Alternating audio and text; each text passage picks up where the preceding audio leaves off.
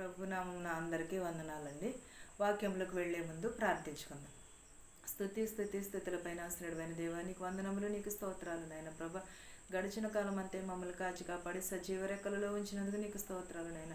మా హృదయములు మార్చు, మా మనసులు మార్చుమని అడుగుచున్నాము ప్రభ. నీ వాక్యం ఎడల ప్రభ మేము నిలకడ కలిగి జీవించే ధన్యత దయచేయమని అడుగుచున్నాం ప్రభ. విరిగి నలిగిన హృదయమును దయచేయమని అడుగుచున్నాం ప్రభ. చూచుచున్న వారికి, వినుచున్న వారికి, ప్రతి ఒక్కరికి మారు మనసును దయచేయమని అడుగుచున్నాను తండ్రి. ఆమేన్. అందరికీ వందనాలు. వాక్యంలోకి ద్వితీయోపదేశ కాండము 6 మొదటి 2 వచనాలు చదువుకుందామండి. నీవు నీ కుమారుడను నీ కుమారుడను నీ దేవుడైన యెహోవాకు భయపడి నేను నీకు ఆజ్ఞాపించు ఆయన కట్టడలన్నీయు ఆజ్ఞలన్నీయు నీ జీవిత దినములన్నిటను గైకొనుచు నీవు దీర్ఘాయుష్మంతుడగునట్లు మీరు స్వాధీనపరుచుకునుటకు ఏరు దాటి వెళ్ళుచుండగా దేశమందు మీరు జరుపుకొనుటకు మీరు బోధింపవలెనని మీ దేవుడైన యెహోవా ఆజ్ఞాపించిన ధర్మమంతయు అనగా కట్టడలను విధులను ఇవే. ఏంటదండి? నీ దేవుడైన యెహోవాకు భయపడవలెను. నీ కుమారులను నీ కుమార్తెలను కూడా నీ దేవుడైన యెహోవాకు భయపడవలెను. ఆయన ఆజ్ఞలను మనము గైకొనాలి. ఆయన ఇచ్చిన కట్టడలకు మనము లోబడి ఉండాలి. అది మానేసి ఏం చేస్తున్నాము? ఈ లోకానుసారంగా జీవిస్తున్నాం. ఈ లోకానుసారంగా కాదు, దేవుడిచ్చే కట్టడలను అవేవనగా ఒకసారి చూద్దాం. ద్వితీయోపదేశ కాండము 5 చూద్దామండి. నీ పూర్ణ హృదయముతోనూ నీ పూర్ణ ఆత్మతోనూ నీ పూర్ణ శక్తితోనూ నీ దేవుడైన యెహోవాను ప్రేమింపవలెను. దేవుడిచ్చిన ఆజ్ఞలు ఏమిటండి? నీ పూర్ణ హృదయముతోనూ నీ పూర్ణ బలముతోనూ నీ పూర్ణ శక్తితోనూ నీ దేవుడైన యెహోవాను ప్రేమింపవలెనని. యెహోవా యందు భయభక్తులు కలిగి ఉండండి అన్నారు. నీ కుమారులను నీ కుమార్తెలను ప్రతి ఒక్కరును కూడా యెహోవా యందు భయభక్తులు కలిగి ఉండమంటున్నాడు. నీ పూర్ణ ఆత్మతోను నీ పూర్ణ శక్తితోను కూడా దేవునిని ఆరాధించమని చెప్పుచున్నాడు. నీ దేవుడైన యెహోవాను ప్రేమింపవలెను. అంటే మనం హృదయపూర్వకంగా ప్రేమించాలి. అప్పుడు మనకి ఏం జరుగుతుంది? నేడు నేను నీకు ఆజ్ఞాపించు ఈ మాటలను మీ హృదయంలో ఉండవలెను. నీవు నీ కుమారులను వాటిని అభ్యాసించి నీ ఇంట కూర్చుండినప్పుడును త్రోవను నడిచినప్పుడును పండుకునినప్పుడును లేచినప్పుడును వాటిని గూర్చి మాట్లాడవలెను. సూచనగా వాటిని నీ చేతికి కట్టుకొనవలెను. ఏంటదండి? మన బిడ్డలకి లేచినప్పుడును కూర్చున్నప్పుడును కూడా దేవుని మాటలను మనము ఆజ్ఞాపించమని చెప్పుచున్నాడు. మన ప్రభు అయిన యేసుక్రీస్తు ఏమంటున్నాడు? మన కూర్చున్నప్పుడు లేచినప్పుడు కూడా నీ కుమార్తెలకును నీ అభ్యాసించవలను. నీ ఇంట్లో కూర్చున్నప్పుడు కానీ, నడిచినప్పుడు కానీ, వెలిచినప్పుడు కానీ ప్రతి అప్పుడును కూడా దేవుని మాటలను గూర్చి మాట్లాడమని చెప్పుచున్నాడు. ఎప్పుడునూ కూడా వాటిని నీ చేతి మీదనే కట్టుకోమని చెప్పుచున్నాడు. అంటే దేవుని వాక్యము మన చేతి మీద మన బిడ్డలకి చెప్పాలి. ఈ రోజుల్లో మనం ఎవరైనా చేస్తున్నారా ఆ పనులు? ఒకవేళ నీ బిడ్డలకి ఇలా ఉన్నారా అని అంటే ఎవరైనా ఊరుకుంటారంటారా? ఊరుకోరు కదా. ఎందుని బట్టి మనం ఎప్పుడూ కూడా ఏం చేయాలి? దేవుని యందు భయభక్తులు కలిగి పెంచాలి మన బిడ్డల్ని. కానీ మన బిడ్డల్ని అలా పెంచుతున్నామా? ఈ రోజుల్లో ఏం చేస్తున్నాము? మనం సెల్ ఫోను, బండి, కార్లు ఇవే ఇస్తున్నాము మన పిల్లలకి. అంతేగాని అరే అబ్బాయి ఇదిగో బైబిల్ చదువుకో, లేకపోతే ఇదిగో ఈ పాట పాడు, లేకపోతే ఈ పాట వచ్చా నీకు, లేకపోతే ఈ బైబిల్ ఈ వాక్యం ఎందులో ఉన్నది, అరే నేను చదువుకోలేదు కదా ఈ వాక్యం చదువు పెట్టని ఒక్క బిడ్డ అయినా చెప్పుచున్నాడా? కనీసం సాయంకాలం అప్పుడు అరే బాబు ప్రార్థన చేసుకుందాంరా, అమ్మ తల్లి ప్రార్థన చేసుకుందాంరా అని ఎవరి బిడ్డలకి వాళ్ళు చెప్పుకుంటే వారు చిన్నప్పటి నుంచే అందులోంచి ఎదిగి వృద్ధి పొందుతూ ఉంటారు. వారి పూర్ణ బలంతో పూర్ణ శక్తితో వారిని ప్రేమించమని చెప్పుచున్నాడు. దేవునిని ప్రేమింపవలేనని చెప్పుచున్నాడు. అంటే దేవునిని ప్రేమించమని మనం చిన్నప్పుడు కుమార్తెలను కూడా ఏమన్నాను? నీవును నీ కుమారుడును నీ దేవుడైన యెహోవాకు భయపడవలేను, ఆయన ఆజ్ఞలకును భయపడవలేనని చెప్పుచున్నాడు. నీ కుమారులను వాటిని అభ్యాసించి నీ ఇంట కూర్చున్నప్పుడు కానీ, త్రోవలో నడిచినప్పుడు కానీ, పండుకునేటప్పుడు కానీ, లేచినప్పుడు కానీ వాటిని ఎల్లను మాట్లాడవలేనని చెప్పుచున్నాడు. అంటే మన ప్రభు అయిన యేసుక్రీస్తు ఏమని చెప్పుచున్నాడు? కూర్చున్నప్పుడు లేచినప్పుడు కూడా మన బిడ్డలకి బోధించమని చెప్పుచున్నాడు.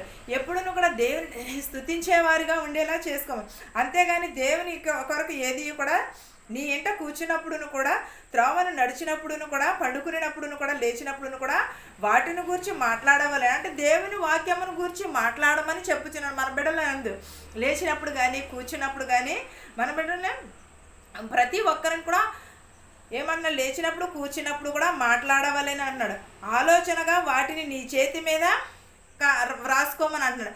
అంటే మన చేతి మీద వ్రాసుకుని ఒకవేళ మనకు గుర్తుండదేమో అని నీ చేతి మీద వ్రాసుకుని అవి నీ బిడ్డలకి బోధించమని చెప్పుచున్నాడు. అవి నీ కనుల నడుము బాసికము వలె ఉండవలని. ఎలా ఉండాలి? అవి మన కన్నుల నడుము బాసిక వలె ఉండవాలి. మనం ఏదైనా కట్టుకుంటాం కదండి చేతికి, అది ఉన్నదా లేదా అని ఎన్నిసార్లు చూస్తాం మనము? చాలాసార్లు. ఒకవేళ ఒంటి మీద ఒక బంగారం వేసుకుంటేనే కూడా చాలాసార్లు చూస్తూ ఉంటాం, పడిపోయిందేమో లేకపోతే కింద పడిపోయిందేమో అని చూసుకుంటూ ఉంటాం. అలాగే మన బాసిక వల్లే కట్టుకుని దేవుని వాక్యము మన బిడ్డలకి బోధించమని చెప్పుచున్నాడు. భయభక్తులు కలిగి ఉండమని చెప్పుచున్నాడు. యెహోవా యందు భయభక్తులు కలిగి ఉండుట కొనియాడబడినని చెప్పుచున్నాడు. నీ కనులకు బాసికము వలె ఉండవలని. దేవుని వాక్యం మాటలు సూచనలు నీ చేతికి కట్టుకొనవలని. అవి నీ కనులకు బాసికము వలె ఉండవలని. నీ ఇంటి ద్వారము బంధముల మీదను నీ గౌనుల మీదను వాటిని వ్రాయవలని. ఎక్కడండి?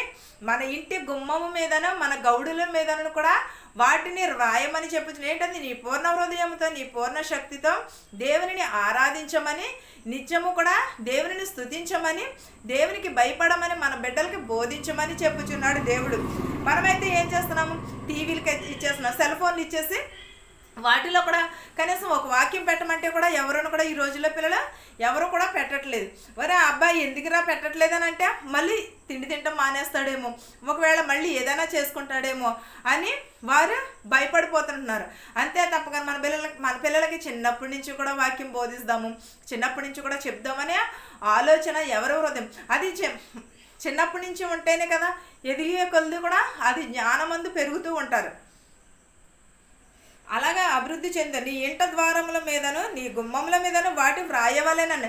మనం వాక్యము ఒక చిన్న పాఠం రాసి అక్కడ పెట్టుకుంటే అది లేచినప్పుడు చదువుకుంటాం, చదువుకుని లేచి ప్రార్థన చేసుకుని వస్తాం. మన గుమ్మముల మీదను మన కిటికీల మీదను కూడా వ్రాయమని చెప్పుచున్నాడు. నీ దేవుడైన యెహోవా నీ పితరులైన అబ్రహాము, ఇస్సాకు, యాకోబుల చేసిన ప్రమాణములు బట్టి నిన్ను ఆ దేశంలో ప్రవేశపెట్టి నీవి కట్టిన గొప్పవగు మంచి పురములు ఏంటంటే మన దేవుడైన యెహోవాను, అబ్రహామును, ఇస్సాకును కూడా చేసిన ప్రమాణం బట్టే మన దేశములను కాపాడుతానన్నాడు. నీ కట్టడాలను కూడా గొప్పవిగా మంచి పురములగునని చెప్పుచున్నాడు దేవుడు. మన కొరకే చెప్పుచున్నాడు. మనం ఏం చేయాలి? నీ దేవుడైన యెహోవాకు భయపడి ఆయనను సేవించి మరి ఆయన పేరట ప్రమాణము చేయవలెను. ఎలా అండి? నీ దేవుడైన యెహోవాకు భయపడి ఆయనను సేవించి ఆయన పేరట ప్రమాణము చేసుకునవలెను అని అంటున్నాడు. దేవునికి భయపడాలి మనం. దేవుడు అంటే చాలామంది ఈ రోజుల్లో ఎవరికి కూడా భయం లేదు. నీ మధ్యను నీ దేవుడైన యెహోవా రోషము గల దేవుడు గనుక నీ దేవుడైన యెహోవా కోపాగ్ని ఒకవేళ నీ మీద రగులుకుని దేశంలో నుండకుండా నిన్ను నశింపచేసునేమో. ఏంటంటే మన దేవుడైన యెహోవాకు భయపడకపోతే ఈ దేశం మీద ఉండకోకుండా మనలను నశింపజేసునేమో అని అంటున్నాడు. మనం ఎప్పుడూ కూడా దేవుని యందు భయమును భక్తి మన బిడ్డలు కూడా చెప్పుకుంటూ ఉంటారు. చాలామంది తల్లిదండ్రులు చాలా భక్తిగా ఉంటారు, కానీ దేవుని యందు భయం అనేది ఎవరికి కూడా ఉండదు. అలాంటినప్పుడు మనం ఏమి చేయాలి? దేవుని యందు భయమును భక్తిని కలిగి ఉండాలి. 1 సమూయేలు 2:1 చూసుకుందామండి. మరియు హన్నా విజ్ఞాపనలు ఇలాగూ నా హృదయమును యెహోవా యందు సంతోషించుచున్నది.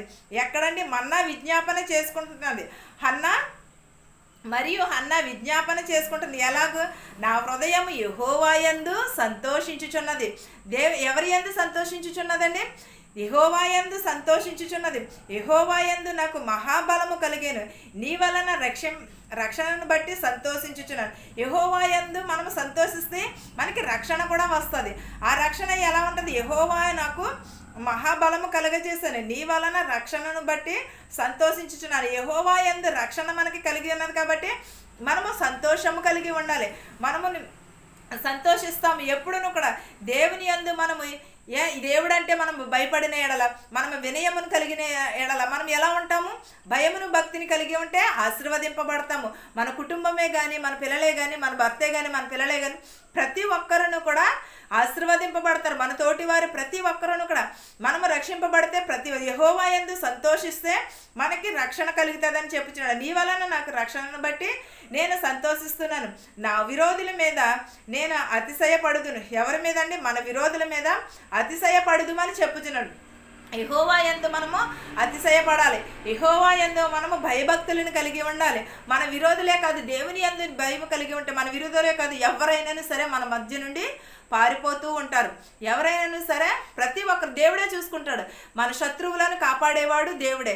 ఆయన అరిచేతలలో మనలను చెక్కుకుని ఉన్నాడు. అలాంటినప్పుడు మనకి ఏ అపాయమైనను ఏ కీడైనను వస్తుందంటారా?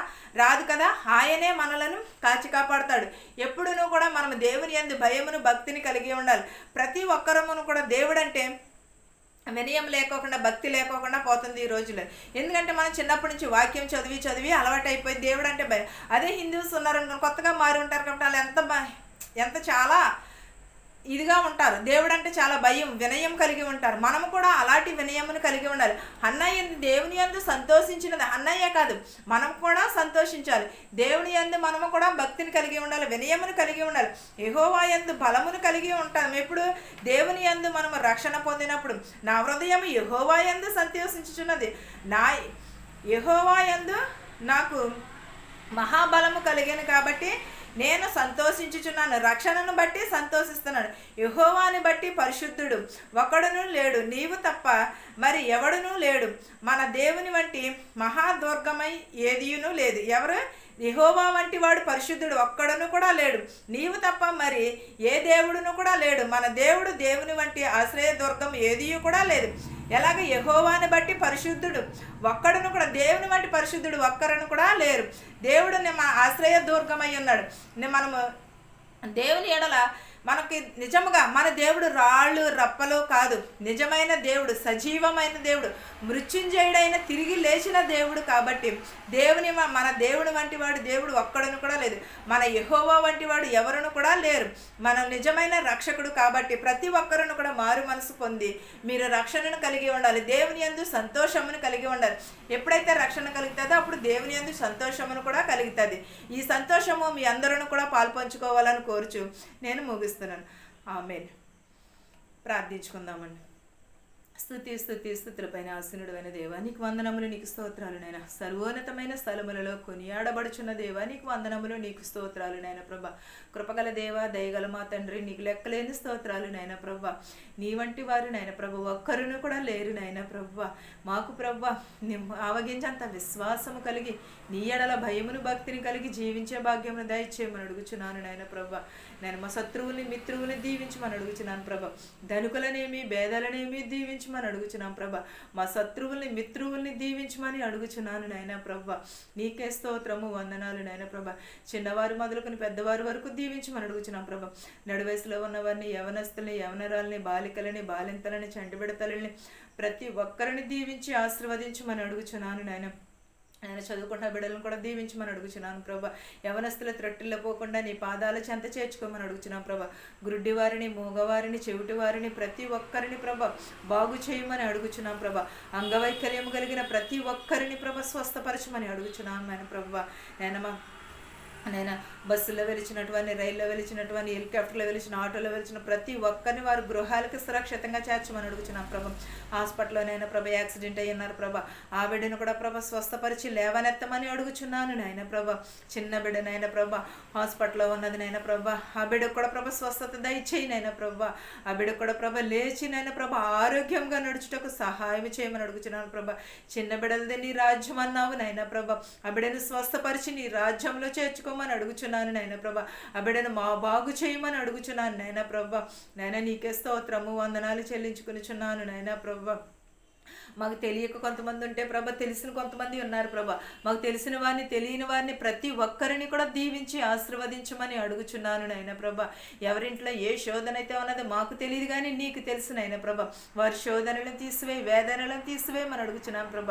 ఇతర దేశంలో నాయన ప్రభ పని చేసుకుంటుండగా ప్రభ వారికి శక్తిని బలమును దయచేయమని అడుగుచున్నాను నాయన ప్రభ. మెడికల్కి వెళ్ళిచుండగా ప్రభ మెడికల్లో పాస్ అయ్యేటకు సహాయం చేయమని అడుగుచున్నాం ప్రభ. వచ్చుచున్న వారిని వెళ్ళుచున్న వారిని ప్రతి ఒక్కరిని ప్రభ ఆశీర్వదించమని అడుగుచున్నాను నాయన ప్రభ. నీ దీవెనలను కుమ్మరించమని అడుగుచున్నాను నాయన ప్రభ. వారిని బాగు చేయమని అడుగుచున్నాను నాయన ప్రభ. ఇంకను ఎవరినైతే మర్చిపోయింటే వారందరినీ కూడా దీవించమని అడుగుచున్నాం ప్రభ. పిల్లలు లేని వారికి పిల్లలు దయచేయమని అడుగుచున్నాం ప్రభ. నేను చంటిబిడ్డ తల్లిని కూడా దీవించమని అడుగుచున్నాము నాయన ప్రభ. నేను నీకే స్తోత్రము వందనములు చెల్లించుకునిచున్నాను ప్రభ. జ్వరములతో బాధపడుచున్నాను ప్రభ, వారి జ్వరములను మొట్టమని అడుగుచున్నాను నాయన ప్రభ. ప్రతి ఒక్కరి కుటుంబంలో శాంతిని సమాధానమును దయచేయమని అడుగుచున్నాను ప్రభ. విధవరాలు తరపున వ్యాజ్యం ఆడతానన్నా ప్రభ, విధవరాలు బిడ్డలని ఆశీర్వదిస్తానన్నాను నాయన ప్రభ. ఆశీర్వదించమని అడుగుచున్నాను నాయన ప్రభ. ఇతర దేశాల్లో పనిచేసుకున్న ప్రతి ఒక్కరికి నాయన ప్రభ నేను శక్తిని బలమును దయచేయమని అడుగుచున్నాను ప్రభ. ప్రతి ఒక్కరి కుటుంబంలో శాంతిని సమాధానమును దయచేయమని అడుగుచున్నాను ప్రభ. మా దేశాలని మా సంఘాలను కూడా దీవించి ఆశీర్వదించమని నా ప్రార్థనను నీ పాద సన్నిధి చేర్చుకోమని అడుగుచున్నాను తండ్రి. ఆమేన్. పరలోకమందున్న మా తండ్రి, నీ నామం పరిశుద్ధపరచబడును గాక, నీ రాజ్యం వచ్చును గాక, నీ చిత్తము పరలోకమందు భూయందు నెరవేరినట్లును మానిదినాహారము నేడు మాకు దయచేయము.